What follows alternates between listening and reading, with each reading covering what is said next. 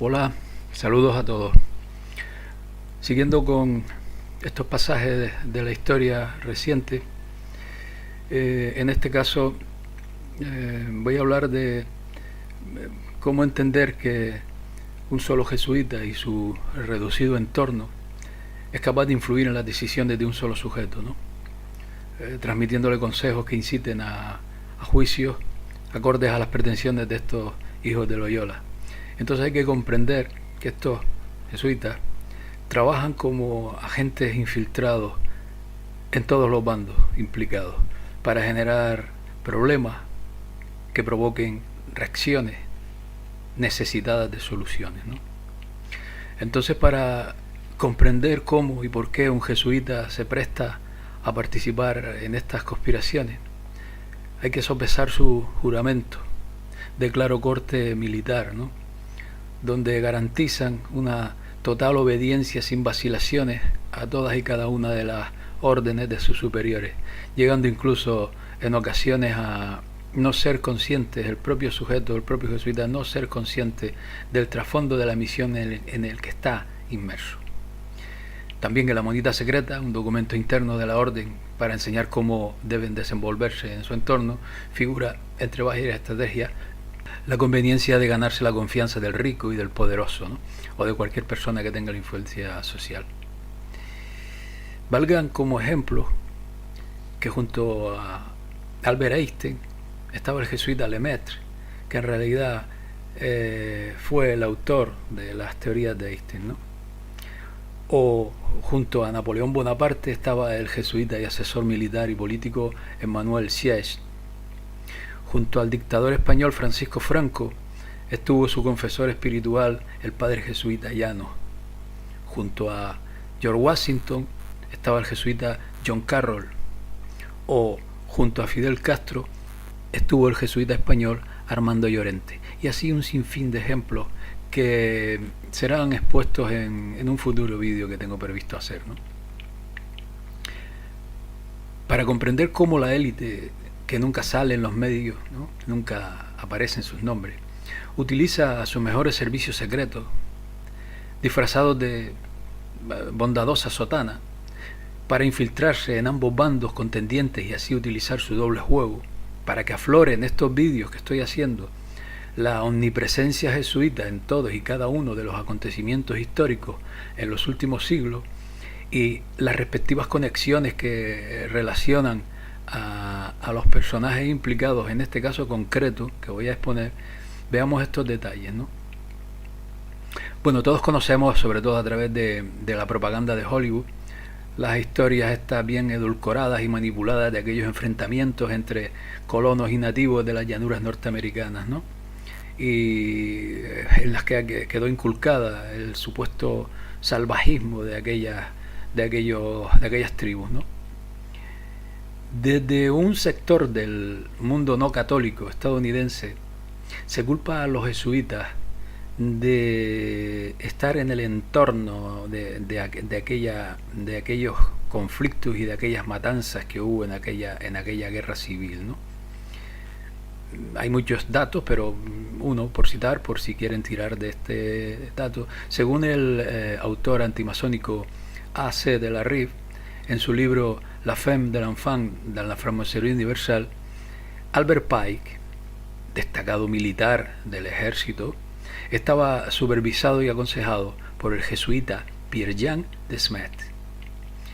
Como sabemos, Albert Pike fue soberano, gran comendador del antiguo y aceptado rito escocés de la masonería y miembro destacado del Ku Klux Klan.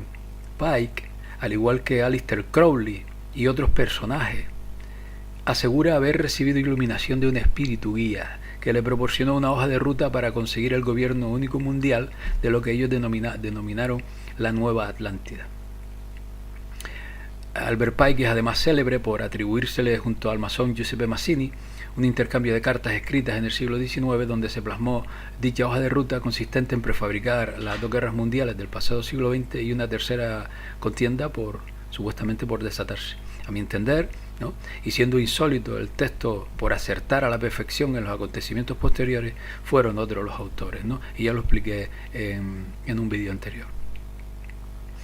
Entonces aquí debo decir que, habiendo sido infiltrada la masonería pocos años atrás por los Illuminati, una creación jesuita, me lleva a intuir que ningún masón, por muy importante que fuese, como el caso de Albert Pike, tomaría por sí solo una iniciativa como la descrita en su famoso libro Morales y Dogmas, donde, conociendo las maneras y las astucias jesuíticas, sospecho que descargaron a través de Albert Pike las consignas jesuitas que Desmet le susurraba al oído para culminar su reestructuración de la masonería especulativa, ¿no?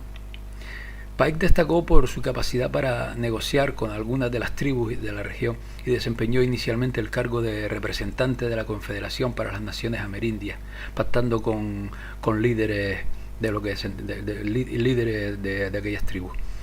Y bueno, por otra parte, el jesuita Pierre-Jean Desmet fue uno de los personajes más influyentes durante el siglo XIX en los Estados Unidos. Esto es muy importante a tener en cuenta, porque allí se tiene una imagen que se le tiene veneración, ¿no? A este jesuita, que estaba bajo la guía de su maestro en Roma, el Papa Negro en aquel tiempo, Jean Rotin, se le encomendó la tarea, una impresionante tarea, de viajar por los territorios de los habitantes originales de Norteamérica, por aquellas llanuras norteamericanas, ¿no? Esta dedicación le ocupó toda su vida, hasta que falleció en mayo de 1873, logrando erigirse, y escuchen bien, en uno de los escasísimos blancos que se ganara la confianza de aquellas tribus norteamericanas. A Desmet se le dio autoridad por parte de William Sherman y los miembros de la Comisión de Paz de aquella administración, y subvenciones para llevar a cabo negociaciones de paz con los Sioux. Desmet se reunió con Toro Sentado en junio de 1868. Un oficial del ejército, James Burr, afirmó que ningún hombre blanco ha estado nunca cerca de igualar su atractivo universal con los indios. Las conversaciones fueron muy exitosas y los representantes de los Sioux acordaron firmar un tratado de paz en Fort Laramie. Su modelo para los indios de la llanura fueron las reducciones jesuíticas del Paraguay, las cuales ya hemos tocado de muy someramente en un vídeo, y que más adelante pues haremos un vídeo concreto sobre el tema, y que recordemos, fueron clausuradas por los gobiernos de Portugal y España. Hoy día podemos comprobar el resultado de toda aquella historia, porque los nativos quedaron confinados a las reservas y bueno, y ahí perdiendo toda su esencia, ¿no? Desmet empezó a organizar a los indios en reducciones, mientras se proponía utilizarlos como soldados para repeler el movimiento de colonos protestantes del territorio de Oregón. Cabe recalcar que estos jesuitas no son católicos, ¿no? Ellos utilizan la religión para sus propósitos. Ojo con esto, ¿no? Una de las masacres implicaba el uso de los indios cayuse, que mataron a 18 protestantes el 27 de noviembre de 1847. 53 mujeres y niños fueron llevados cautivos y sufrieron indescriptibles indignidades durante 30 días, hasta que se pagó un rescate por su liberación. Los hijos de Loyola, es decir, los jesuitas, fueron entonces acusados públicamente de esta atrocidad y quedaron bajo sospecha de otras tantas masacres de aquellos tiempos, de aquellas masacres que provocaban la reacción del ejército, de los ejércitos confederados. Fueron acusados muchas veces los jesuitas. Entre estas voces estaba el pastor Henry Spaulding, que predicó a lo largo de su vida la duplicidad de la orden jesuita, tanto en la matanza de 1848 como en otras, ¿no? En otras matanzas que ocurrieron en aquel tiempo. Digamos que este doble juego muy utilizado por estos jesuitas, el divide y vencerá, que incitó, por ejemplo, a la creación del Ku Klux Klan como otro motivo de discordia en aquel país, acogió también a los mormones, ¿no? Pierre-Jean Desmet conoció a Brigham Young y a un gran grupo de mormones. A medida que estos fueron perseguidos de un estado a otro en busca de un lugar donde vivir en paz, acudieron a los consejos de este jesuita Pierre Desmet, ¿no? Este jesuita explorador del oeste americano. Su descripción del magnífico valle del Gran Lago Salado, Salt Lake City, les agradó, y así este lugar se convirtió para los mormones en lo que Roma es para los católicos, ¿no? Y el jesuita Pierre Desmet se encuentra allí entre las estatuas de sus fundadores. Decir que Brigham Young fue un masón de alto nivel manejado por este soldado jesuita Pierre Desmet, y fue el segundo presidente de la Iglesia de Jesucristo de los Santos de los Últimos Días, más conocidos como los mormones, fundados por otro masón, Joseph Smith, que estaba bien controlado también por los jesuitas. Brigham Young se llamó a sí mismo el Mahoma de Occidente y su Corán era el libro del Mormón. Brigham Young tuvo reuniones privadas con Pierre Desmet, que están bien datadas, ¿no? Este Desmet, utilizando al general confederado y grado 33 de la masonería, Albert Pike, incitó a los indios Sioux para el asesinato masivo de 800 luteranos blancos en Minnesota, ¿no? Mientras que, por otra parte, solicitaba la exención de los jesuitas del proyecto del baño de sangre que supuso aquella mal llamada guerra civil. A pesar de que Albert Pike fue un general confederado que cometió barbaridades, las mayores atrocidades de la guerra, hoy día su tumba se encuentra, decir que sí, en su cabeza, a solo 13 cuadras del edificio del Capitolio en Washington, ¿no? Todo aquello se hizo, toda aquella trama jesuítica vaticana, en la que estaba implicada, por supuesto, la City de Londres, donde estaban en ese momento, digamos, lo que está detrás de los jesuitas,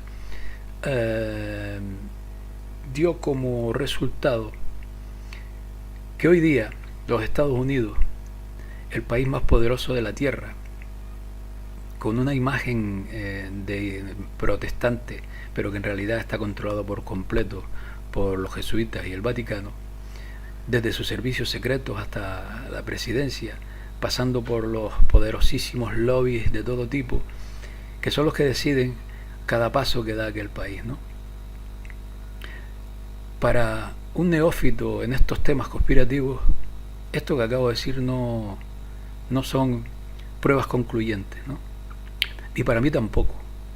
Pero la intuición y las sospechas que me generan tantas otras historias similares me llevan a las mismas conclusiones, a ver ese doble juego jesuítico, infiltrados en ambos bandos, dejando asomar una idea y escondiendo otra para que el resultado sea el apetecible. Y sobre todo porque detrás de cada esquina, detrás de cada personaje, siempre aparece un jesuita. En fin, esto era el breve comentario que quería trasladarles hoy. Y nada, amigos, hasta la próxima. Saludos a todos.